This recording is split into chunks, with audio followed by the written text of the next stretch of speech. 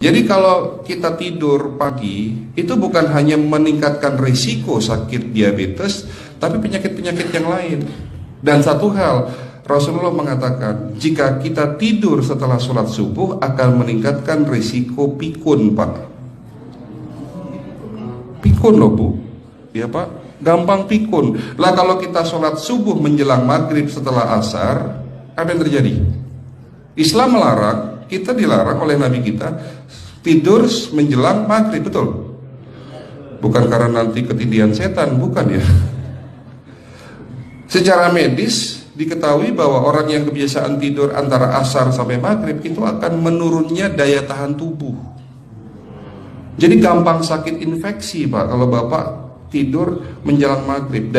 Kalau sekali lagi setelah sholat subuh gampang pikun, aliran darah ke otak itu tersumbat, ya, jadi stroke penyakitnya. Tapi kalau tidur setelah asar sebelum maghrib, itu daya tahan tubuh kita akan menurun. Jadi gitu ya jawabannya, Bu. Justru ini yang paling penting, materi terakhir ini 6 langkah praktis. Ya, Bapak bisa lakukan di rumah mulai hari ini. Langkah pertama, mulai hari ini jangan makan malam, Pak.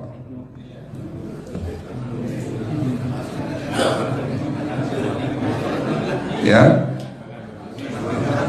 ala bisa karena biasa. Memang awalnya sulit, yang sudah kebiasaan makan malam itu sulit. Alasannya nanti nggak bisa tidur, Dok, betul ya? Nanti perutnya kembung, mual dan sebagainya. Itu karena kebiasaan. Dulu pun saya begitu. Tapi kalau sekali-sekali boleh, Pak. Misalnya diundang hajatan gitu, tetangga ada yang kawinan, hajatan, ya enggak apa-apa, menghargai itu makan malam. Tapi sekali-sekali itu. Tapi kalau tiap hari ini yang enggak boleh, betul ya, Pak? Jangan makan berlebihan dan jangan makan malam. Makan sate boleh nggak, Pak? Boleh, siapa bilang nggak boleh? Sate itu, Bapak tahu daging kambing.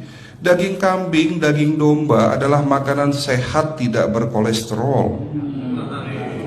Yang kolesterol itu lemaknya, Pak. Tapi kalau Bapak makan daging murni, dagingnya tok, ya sehat, Pak.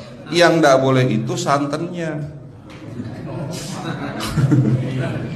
Jadi makan gulai itu jangan, kalau gulai sate aja udah. Ya, ataupun dibuat apalah, dibuat empal. Ya. Oke, itu yang pertama. Yang kedua, tolong catat. Jangan tidur larut malam, Pak. Batasan tidur jam berapa, Pak? Jam 11 paling telat. Harus sudah tidur. Kenapa? Apa penjelasan medisnya? Orang yang tidur di atas jam 11 akan terganggu fungsi livernya, Pak. Dimana liver kita ini fungsinya banyak. Ya, ada 500 fungsi liver loh, Pak. Fungsi jantung ada berapa, Pak? Fungsi jantung 1. Fungsi jantung tugasnya untuk mompa darah. Fungsi ginjal ada berapa? 2. Absorpsi dan filtrasi. Fungsi liver 500 fungsi. Jadi organ yang paling berat dalam tubuh kita kerjanya adalah liver. Liver akan rusak manakala kalau kita tidur di atas jam 11 malam. Berarti 500 fungsi liver bisa rusak, Pak.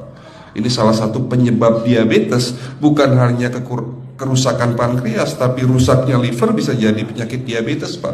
Jadi kalau sakit diabetes itu yang terganggu itu sebetulnya bukan hanya pankreasnya, livernya pun rusak, ususnya pun rusak. Makanya dalam pengobatan diabetes di klinik kami itu bukan hanya ngobatin pankreas, tapi 3 organ penting ini saya obati: usus, liver, dan pankreas. Kebanyakan kenapa? Kalau dalam pengobatan tradisional mereka tahunya diabetes itu hanya pankreas, ya kan? Tapi di sini dalam pengobatan holistik, orang yang kena liver itu 3 organ ini pasti rusak: usus, liver, dan pankreas. Salah satu penyebab dari kerusakan liver akibat kebiasaan tidur larut malam. Jadi salah satu penyebab diabetes pun bisa karena tidur larut malam. Ya, batasan tidur jam berapa? Sekali lagi, jam 11 harus sudah tidur pulas. Jadi jam 10, setengah 11 paling lambat kita harus tidur pulas. Nanti setelah jam 1 boleh bangun. Yang penting jam 11 sampai jam 1 ini harus tidur pulas. Jadi kalau Bapak mau sholat tahajud jam 2, setengah 3 ya monggo. Ya. Oke, itu yang kedua. Yang ketiga, air putih Pak dijaga 2 liter sehari. Bagaimana cara minumnya yang baik? Rasulullah sudah ngajarin kita ada 6 sunnah. Harus duduk, pakai tangan kanan, seteguk demi seteguk, membaca basmalah di saat minum, diakhiri dengan alhamdulillah, kan begitu. Ya, pagi hari minum 1 gelas bangun tidur sebelum sholat subuh. Setelah sholat subuh boleh teh, tapi juga dibilas dengan 1 gelas air putih. Sebelum mandi nanti Pak, minum air hangat.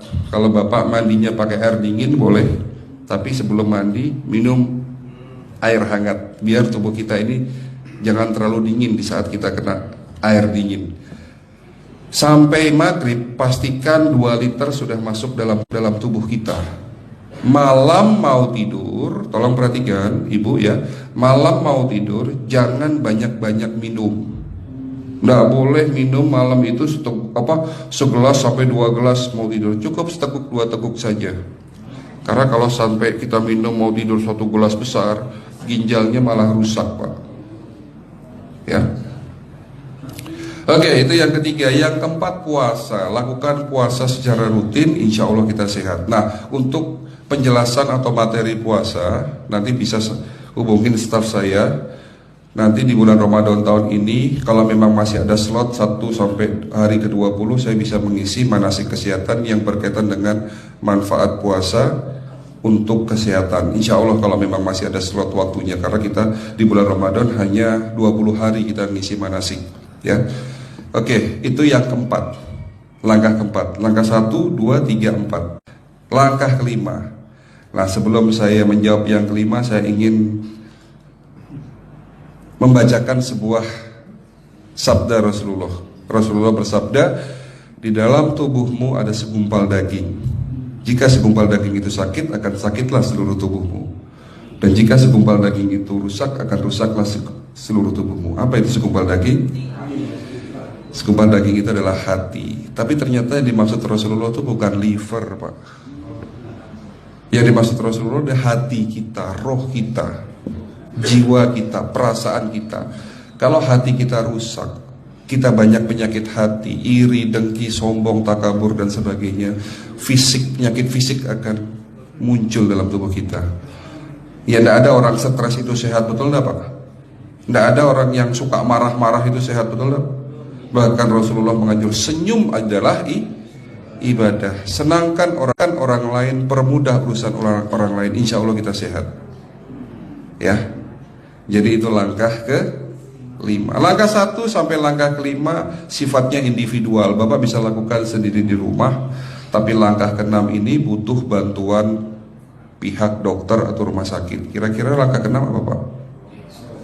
Lakukan pemeriksaan sebelum sakit. Jadi periksa itu jangan nunggu sakit baru periksa. Jangan seperti kayak Bu Ustazah tadi, diajak periksa, jawabannya takut ketahuan penyakitnya. Setelah stroke baru datang ke klinik untuk minta diperiksa. Kalau sudah stroke susah nggak nyembuhinnya Pak? Kata kayak beliau nih, sudah 2 tahun tidak sembuh-sembuh karena sudah terlanjur stroke. Tapi kalau beliau melakukan general check up, mohon maaf ya Pak, kalau beliau melakukan general check up rutin, insya Allah tidak akan kena stroke, karena sebelum stroke sudah diobati dulu. Karena stroke ini bisa kita lihat dalam scanning dengan alat yang saya punya, insya Allah kelihatan ini. Oh ini sudah mulai ada tanda-tanda mau penyumbatan, buru-buru diobati. Memang takut Pak, tapi pesan saya jangan takut. Ya, lakukan pemeriksaan supaya kita tahu, supaya kita kenal. Gitu ya Pak. Jadi kira-kira di jemaah ini ada enggak yang mau saya ajak periksa kita semua? Pesan terakhir dari saya, lakukan pemeriksaan sebelum terlambat. Ini pesan saya dan pesan seluruh dokter di dunia sebetulnya. Lakukan pemeriksaan sebelum terlambat. Ya, karena dengan kita melakukan pemeriksaan kita akan kenal tubuh kita. Kalau sudah kenal kita akan sayang sama tubuh kita. Betul Pak? Ada pepatah mengatakan tidak kenal tidak sayang. Cukup sekian dari saya. Mohon maaf kalau penyampaian kami kurang baik. Akhirul kalam, wabillahi taufiq wal hidayah. Wassalamualaikum warahmatullahi wabarakatuh. Kalau ada pertanyaan masalah teknis nanti langsung